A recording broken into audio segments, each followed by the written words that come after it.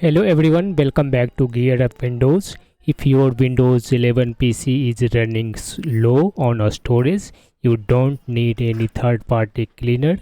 Windows 11 includes a built-in feature called a storage sense that automatically deletes temporary files, empties the recycle bin, and removes unnecessary data to free up a space. In this video, I will show you how to enable and configure a storage sense in Windows 11 a step by step. So let's get started. First click on the start button, then click on settings. After that select system in the left sidebar. On the right click on storage. Now in case Windows prompts, click on yes. Now under a storage management section, you will see a storage sense. Turn this one toggle on. After that click anywhere on a storage sense to open its settings. Here you need to also turn this one on.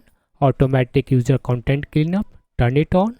After that you need to click on each of the drop down menu to configure how often your PC should be cleaned by a storage sense.